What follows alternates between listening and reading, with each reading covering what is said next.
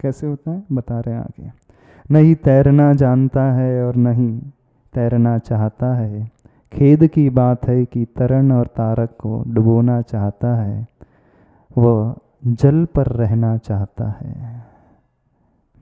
न स्वयं तैरता है न दूसरों को तैरने देता है। नाव को भी, जो नाव हमारे लिए तराने वाली थी, उसे भी डुबो देता है, और उस नाविक को यानी जो तैराक था, उस पार लगाने वाला था, तारक था, उसे भी डुबोता है। डुबोता ही नहीं, डुबोने के पश्चात जल पर ऊपर रहना चाहता है। हर एक का मान हमेशा ऊपर रहता है।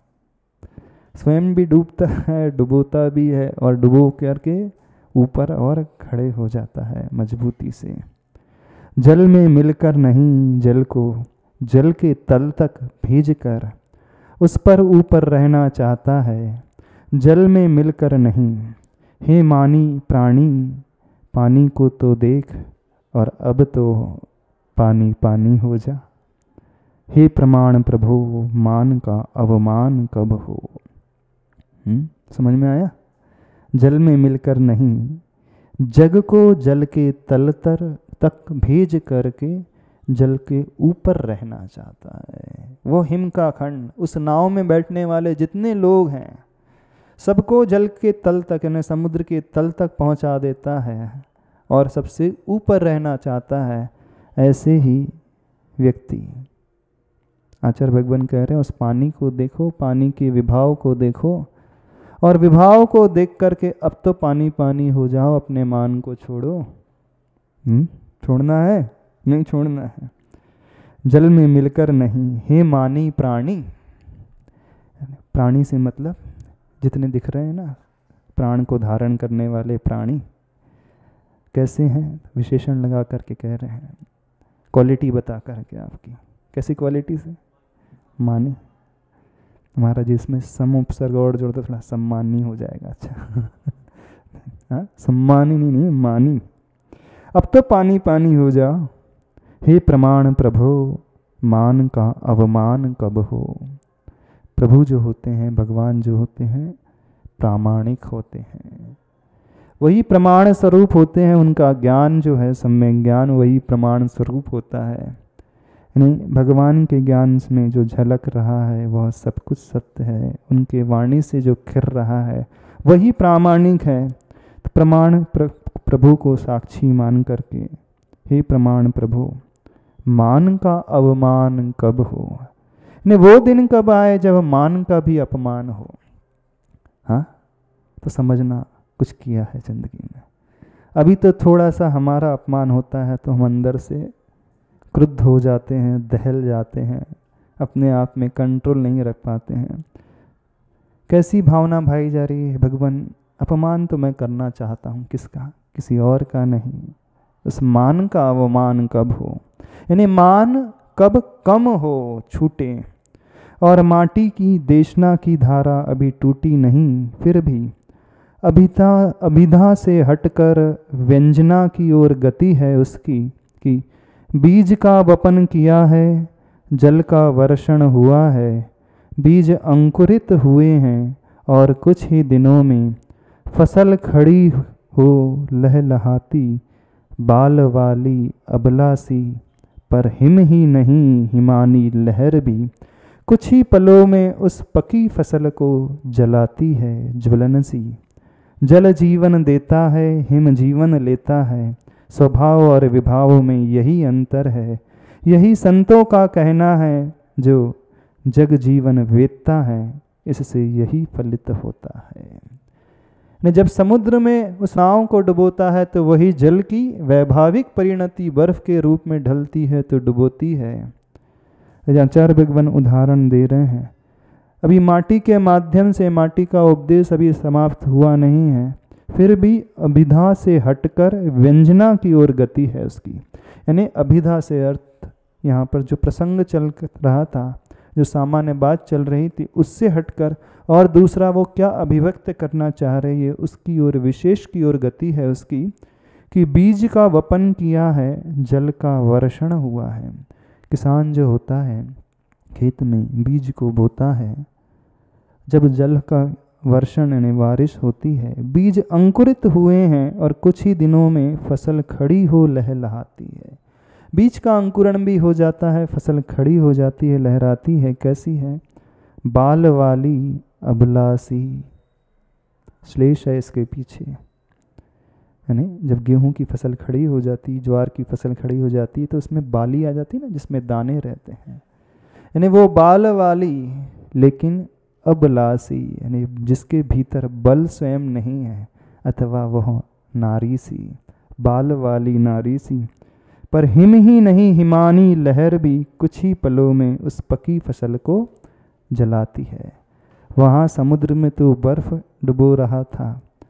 जिस जल के वर्षण से वो फसल खड़ी हो गई, जिस पानी के सिंचन से बीज अंकुरित हो गया, माटी भीग गई और वो पौधा विकसित हो गया, फसल आ गई, यानी फसल आने में निमित्त क्या बना? जल बना। और उस खड़ी लहलहाती फसल को डुबोने में निमित्त क्या बना? जल नहीं, जल की शीतल, अति शीतल परिणति जो हो जाती है, हिमानी लहर जो आ जाती है। यानी जल अपने स्वाभाविक अवस्था में तो फसल खड़ी कर रहा, जीवन दान दे रहा, अन्न दे रहा है, लोगों को प्राण दान दे रहा है। लेकिन वही जल जब पाला पड़ता है, जनवरी फरवरी में टेम्परेचर 0 डिग्री 2 डिग्री आ जाता है, शीत लहर चलती है, ठंडी ठंडी लहर चलती है, वो अति शीत लहर भी उस खड़ी हुई फसल को नष्ट कर देती है, जला देती है। वृक्ष आड़े हो जाते हैं, तिरछे हो जाते हैं। यानी जो जल अभी तक जीवन दे रहा था, वही जब जल जो है शीतलता के रूप में परिवर्तित हो गया, तो वो ही उसके जीवन को लेने वाला बन गया। यानी जब जब जल स्वभाव में रहा तो उसने अभय दान दिया, और जब जब जल विभाव में आया तो वह प्राणों को लेने वाला बन गया। ऐसे ही जब जब हम स्वभाव में रहेंगे तो कुछ पाएंगे, दुनिया को भी अभय दान देंगे, और जब जब हम विभाव यानी कषायों से भर जाएंगे, चाहे वो मान से हो, चाहे वो क्रोध से है, तो हम न केवल अपना ही जीवन लेने वाले बन जाते हैं, अपर का भी जीवन लेने वाले बन जाते हैं। न केवल दूसरों को दूषित करते हैं, स्वयं भी दूषित हो जाते हैं। न केवल दूसरों को प्रभावित करते हैं, स्वयं भी प्रभावित हो जाते हैं। न केवल दूसरों को नुकसान पहुंचाते हैं, अपने आप को भी, स्वयं को भी नुकसान पहुंचाते हैं। होता है कि नहीं? कब कब व्यक्ति नुकसान पहुंचाता है? जब जब जैसे जल स्वभाव को छोड़ करके विभाव में आता है, जब जब हमारी आत्मा उस ज्ञान और दर्शन रूप स्वभाव को छोड़ करके ईर्ष्या, क्रोध, मान, मत्सर, लोभ, माया, रति, शोक आदि में डूबती है, तब तब अपना ही नुकसान करती है। इसी बात को आचार्य भगवान पृष्ठ में कह रहे हैं, पृष्ठ नंबर 54। वह हिमानी लहर जलाती है ज्वलन सी, अग्नि की भांति कार्य करती है। बाहर से तो वह शीतल लगती है, लेकिन क्या कहा जाता है? पाला पड़ गया यानी वृक्ष जल जाता है। शीतल वायु उस वृक्ष को जला देती है। जल जीवन देता है, हिम जीवन लेता है। स्वभाव और विभाव में यही अंतर है। बस आप कब कब जल की अवस्था में रहते हैं और कब कब हिम की अवस्था में आ जाते हैं। एक आध क्षण भी ऐसा नहीं आता होगा कि जब जल की अवस्था में, स्वाभाविक अवस्था में रहते हैं। जहाँ रहना चाहिए वहाँ भी वैभाविक परिणति में ढल जाते हैं, है ना। मंदिर में आकर के भी, भगवान के पास आकर के भी, घर में तो रहते हैं तो चलो समझ में आता ही है, लेकिन यहाँ भी आकर के उस ज्ञान में नहीं रह पाते। कहाँ रहते हो? कषाय से प्रभावित हो जाते हो, कषायमय हो जाता है व्यक्ति। यही संतों का कहना है, जो जग जीवन वेत्ता है। संत, महासंत आचार्य भगवान का कहना क्या है? कैसे हैं वे संत ऋषि? जो जग जीवन वेत्ता है, यानी संसार और जीवन को भी जानने वाले हैं। वह सर्वज्ञ दशा को रखने वाले महर्षि हैं। उन्होंने कथन किया है तो सिर्फ इसी का कथन किया है। क्या कथन किया है कि भले ही हिम की बाहरी त्वचा शीतशीला हो, परंतु भीतर से हिम में शीतलता नहीं रही। अब उसमें ज्वलनशीलता उदित हुई है अवश्य, अन्यथा जिसे प्यास लगी हो, जिसका कंठ सूख रहा हो और जिसकी आंखें जल रही हों, वह जल्दी से जल्दी उन पीड़ाओं की मुक्ति के लिए जल के बदले में हिम की डली खा लेता है, परंतु उल्टी कसकर प्यास बढ़ती क्यों, नाक से नाकी क्यों निकलती है। यही तो विभाव की सफलता है और स्वभाव भाव की विकलता है। प्यास लगने पर आप बर्फ खा लो तो सर्दी जुकाम और हो जाएगी, नाक से नाकी की ओर निकल जाएगी। अनुभूत करके देखना।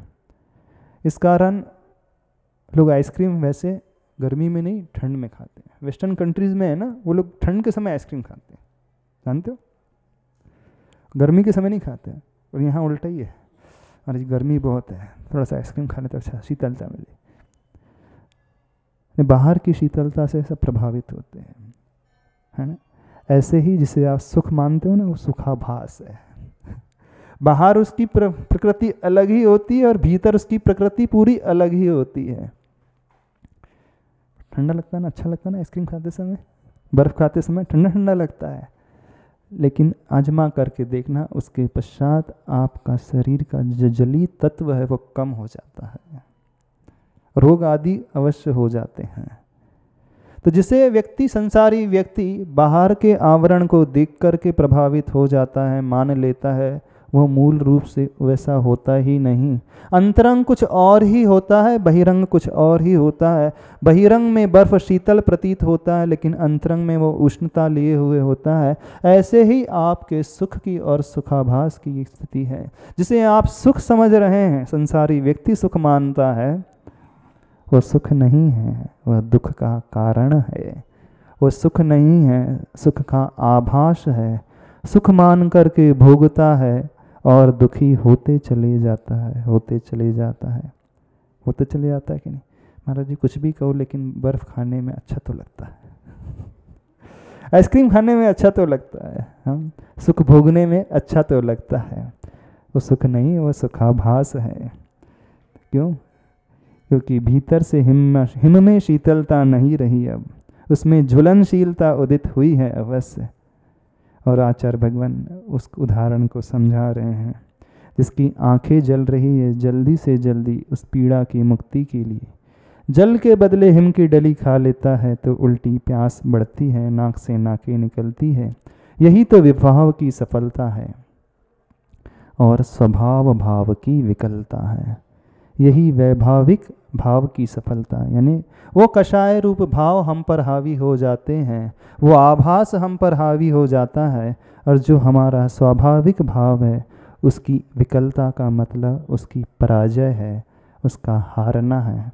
तो हर व्यक्ति उस स्वभाव भाव से तो हारा हुआ है और विभाव भाव द्वारा जीता गया हुआ है। मुखमाटी समीक्षा के नाम से 3 खंडों में, 3 वॉल्यूम में एक और ग्रंथ भारतीय ज्ञानपीठ से प्रकाशित है, जिसकी संपादन में डॉक्टर प्रभाकर माचवे। इस ग्रंथ को आद्योपांत उन्होंने पढ़ा, लिखा और उसका संपादन किया। उनके यदि हम मंतव्य को देखते हैं, समझ में आता है उन्हीं के शब्दों में, मूकमाटी बहुत अद्भुत काव्य है। इस तरह के विषय पर किसी ने कार्य किया हो ऐसा लगता नहीं। मेरे मत से यह बहुत आधुनिक है और विज्ञान को भी प्रेरित करता है। इसलिए मैं इसे फ्यूचर पोएट्री एवं अच्छा दिग्दर्शक मानता हूँ। यानी फ्यूचर में जो कविताएं लिखी जाएंगी, शायद इसी मूकमाटी को आइडियल के रूप में, आदर्श के रूप में स्वीकार करके लिखी जाएंगी। इतना ही नहीं, अन्य लेखक और कवियों के लिए भी ये बहुत प्रेरणादायक ग्रंथ है। उस विद्वान की हम बात कर रहे हैं जो हिंदी जगत का प्रसिद्ध विद्वान लेखक है। आप लोग जो इसे सुन रहे हो, समझ रहे हैं, इसकी महत्ता को समझने की कोशिश करें। पहला खंड का वर्णन चल रहा है, पेज नंबर 55, पृष्ठ नंबर 55। संवाद उन कंकरों का, माटी का और शिल्पी का। संबोधन शिल्पी का कंकरों के लिए, माटी का कंकरों के लिए। ऐसा लगता है कि माँ की ममता है वह संतान के प्रति, वंश अंश के प्रति ऐसा कदम नहीं उठा सकती कभी भूल कर भी। सब कुछ कष्ट भार अपने ऊपर ही उठा लेती है और भीतर ही भीतर चुप्पी बिठा लेती है। विषय उस मान का चल रहा था, मान कषाय का। जैसे समुद्र में वो हिम का खंड खड़ा हो जाता है, जल से ही निर्मित वह बर्फ़ की एक चट्टान, वह आने वाली नावों को डुबो देती है। और जल जो है जीवनदायक माना जाता है, जो स्वभाव में रहता है। अब वही जल जब विभाव में यानी अपने तरल स्वभाव को छोड़ करके ठोस रूप धारण कर लेता है, वह जलदायक, वो जीवनदायक जल अब प्राण लेवा हो जाता है। यह तो उपमा थी। प्रसंग हमें अपने आप को बनाना है, इस आत्मा को बनाना है। जो आत्मा का स्वभाव ज्ञानमय, शुद्ध ज्ञानमय, दर्शनमय और करुणामय होता है, वही आत्मा जब क्रोध आदि कसाय से भर उठती है, मान के खंड से अपने आप को आपूरित कर लेती है। मान का खंड हमारे ही लिए पतन के लिए कारण होता है, डुबोने के लिए कारण होता है। आचार्य भगवान कह रहे हैं कि जल जो जीवन दे रहा है वह उस हिमखंड को क्यों नहीं डुबो रहा है, वो नाव आदि को क्यों डुबो रहा है। तो व्याख्या उसी की चल रही है। ऐसा लगता है कि माँ की ममता है वह संतान के प्रति, वंश अंश के प्रति ऐसा कदम नहीं उठा सकती। जब ममता आड़े आ जाती है और वह यदि जानती भी है कि मेरा बेटा गलत कार्य कर रहा है, वह भी पक्षपाती हो जाती है। जान करके भी वह उसी के पक्ष में बैठ जाती है। वह सही को भूल करके गलत का आलम्बन ले लेती है। मेरा ही वंश अंश है वो, और उसके प्रति ऐसा कदम नहीं उठा सकती कभी भूल करके भी। सब कुछ कष्ट भार अपने ऊपर ही उठा लेती है, भीतर ही भीतर चुप्पी बिठा लेती है।